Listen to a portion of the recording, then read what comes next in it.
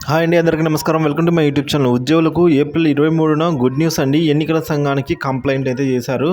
ఆ వివరాలు ఏంటి ఈ వీడియోలో తెలుసుకుందాం. వీడియో అయితే ఎక్కడికైనా స్కిప్ చేయకుండా ఎండ్ వరకు అయితే చూసేయండి. వీడియో నచ్చినట్లయితే ఒక లైక్ చేయండి. ఇంకా సబ్స్క్రైబ్ అయితే మన ఛానల్ సబ్స్క్రైబ్ చేసుకున్నారు. నేను చేసే లేటెస్ట్ అప్డేట్స్ ముందుగా మీ వరకు అయితే రీచ్ అవుతాయి.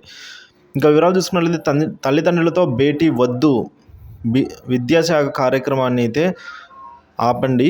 బీజేపీ ప్రతినిధి బృందం ఫిర్యాదండి. ఎన్నికల నియమావళికి విరుద్ధంగా ప్రభుత్వ పాఠశాలలో విద్యాశాఖ ఆధ్వర్యంలో ఈ నెల 23న తల్లిదండ్రులతో సమావేశం నిర్వహణకు ఉత్తర్వులు జారీ చేసిన ఆ శాఖ ప్రిన్సిపల్ కార్యదర్శిపై చర్యలు తీసుకోవాలని ఏపీ బీజేపీ కోరిందండి. ఈ మేరకు రాష్ట్ర ప్రధాన ఎన్నికల అధికారి ముఖేష్ మీనాను అయితే మంగళవారం AP JAC legal cell co convener K Mallikarjuna Murthy నేతృత్వంలో బీజేపీ ప్రతినిధి బృందం కలిసి ఫిర్యాదు అయితే చేసింది. సో వచ్చే విద్యా సంవత్సరానికి గాను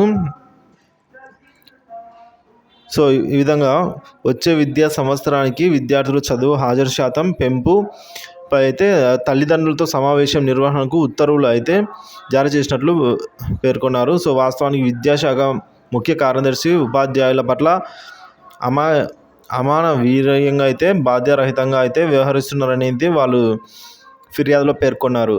దీనివల్ల ఎన్నికల కమిషన్ ఖచ్చితంగా తల్లిదండ్రులతో భేటీ వద్దు అనేది తీర్పు వస్తుందండి. దానికోసం అయితే సర్వత్రా ఏపీ బీజేపీ అయితే ఈ విధంగా కంప్లైంట్ చేయడం జరిగింది ఎన్నికల కమిషనర్ ముఖేష్ కుమార్ మీనాకి.